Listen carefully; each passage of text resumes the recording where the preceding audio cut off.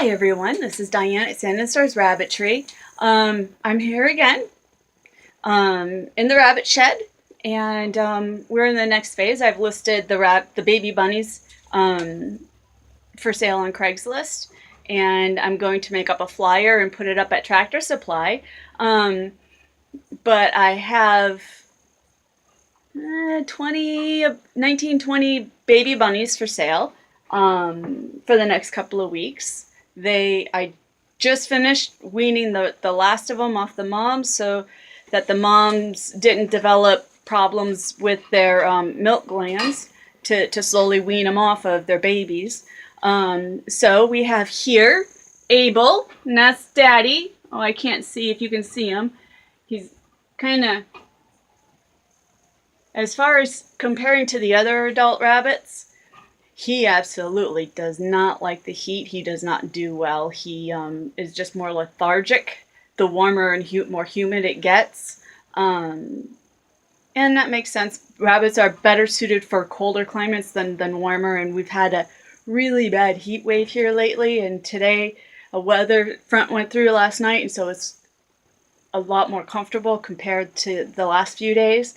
But he's still kind of grumping in his corner, almost like he's pouting. And then we have here Shadow, and she had 8 babies. Say hi, Shadow. Hi, Shadow. Oops, where are you? There you are. How you doing, beautiful? Yeah, what is that, huh? Anyways, she had 8 babies. I had to foster one. She had a runt, and it didn't look like it was getting hardly any milk. So I fostered it over here to Zilpa.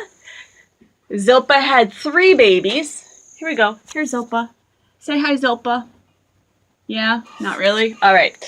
She had 3, so she was able to support another. Initially, I had plans because she's kind of, her personality, she doesn't like a lot of physical attention, be pet or anything, so she finds the furthest most corner in her cage, in her apartment here, to where I can't reach her easily. And so I was going to foster her babies over to the other 2 mothers, to Shadow and Hannah, because they enjoy that interaction more. They enjoy the petting and the talking to, and they actually greet at the door, and I wanted the kits to learn that behavior. And then I was going to replace Zilpa with a daughter, and hoping that one of the 3 was a doe. And then I have an empty spot for a second breeding male buck, so I was going to keep one of the 3 if it was a buck and put him in that. So then I would just have one purebred New Zealand white that for sale or for consumption. And I apologize to those that, like my sister Lori, who think that that bunnies are cute and cuddly and for pet use. She anytime we talk about it, she always tells me her opinion and how she doesn't like it and won't eat my food unless she knows that it's definitely beef or pork or chicken or whatever, which, okay, and I love you, sis, I really do. But anyways, sorry to those who that offends, but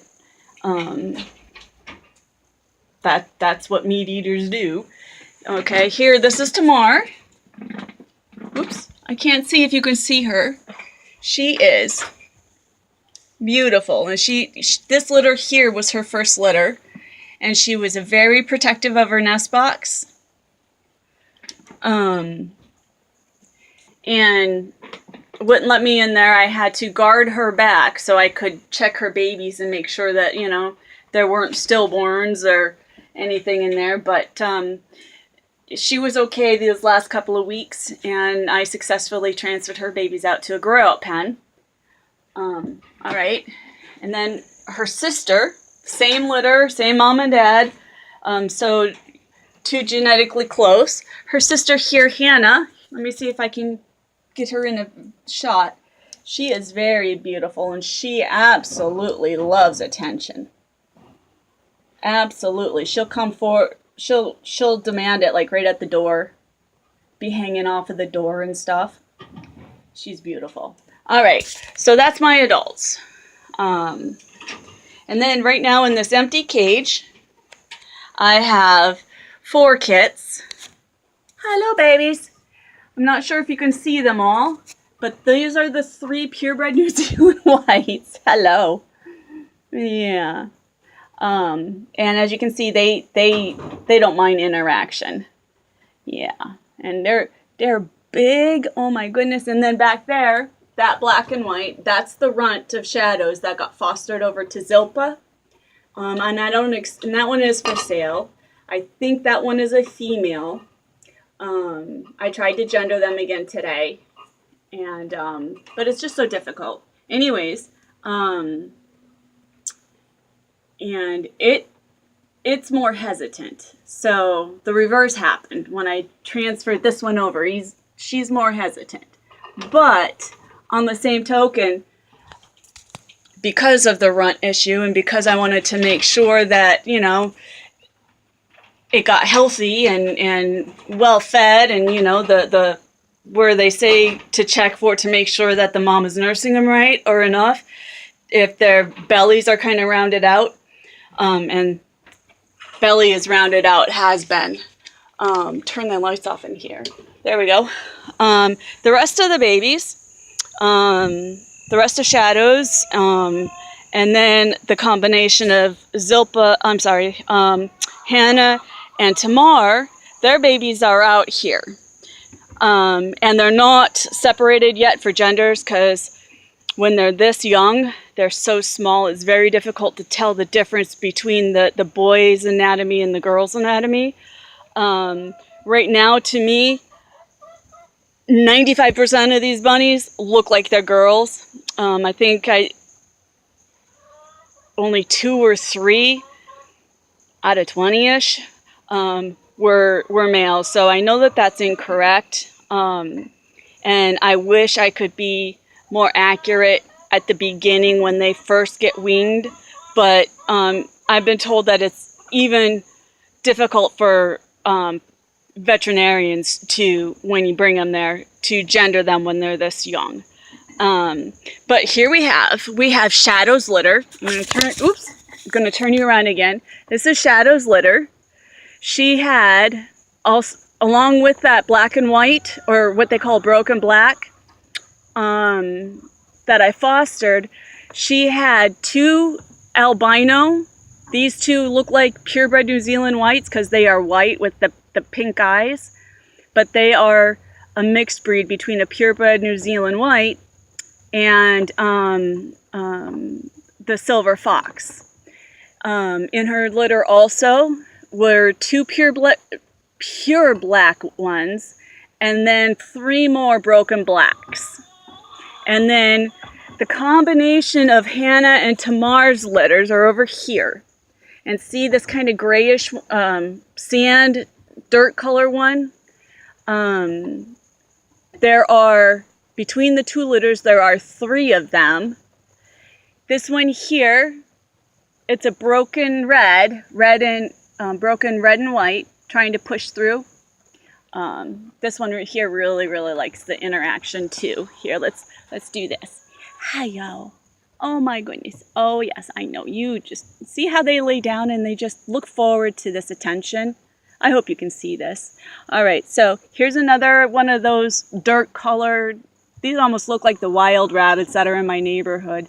3 of them. And then this one here, where it's white with spots, there's 4 of them, and the degree of how many, how much extra coloring they have with the spots, and they're all different, almost like a zebra. This one here in the back, up here, that I'm touching, is the one that it has the least amount of spots.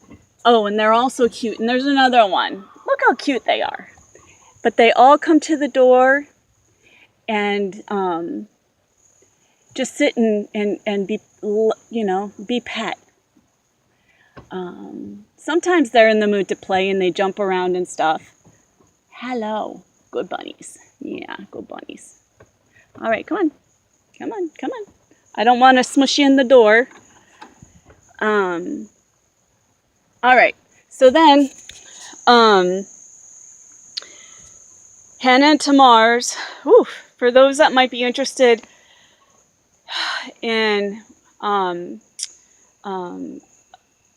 a breeding trio with a buck and 2 does, the doe and the buck can't be directly genetically related, and Tamar and Hannah's, they are. So for those that might be interested in establishing their own breeding herd with a buck and 2 does, we'd have to switch them between the black and white ones and then the other ones.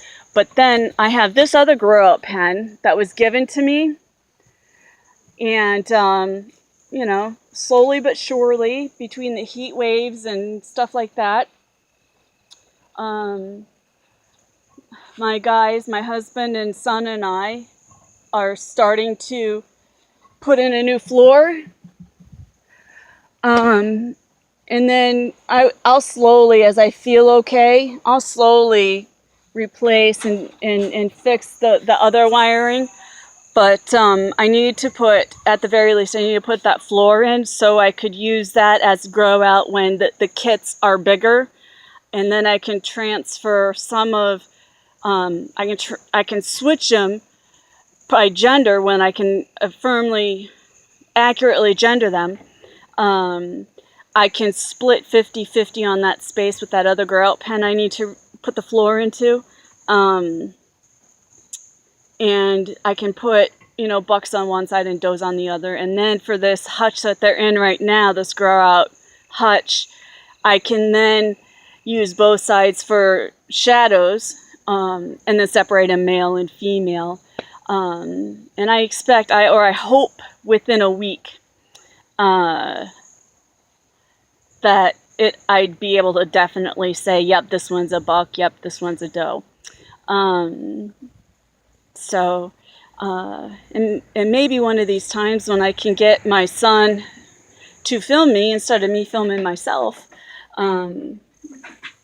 I'll have that second hand free, and I'd be able to try to show and do demonstrations, to receive feedback and stuff as far as a different way of holding them, or a different way of gendering them, that would prove to be more accurate, and things of that nature. So, but in the meantime, until I have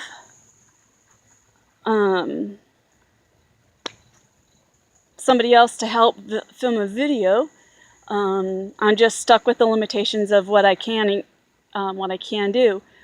So I thank you for watching.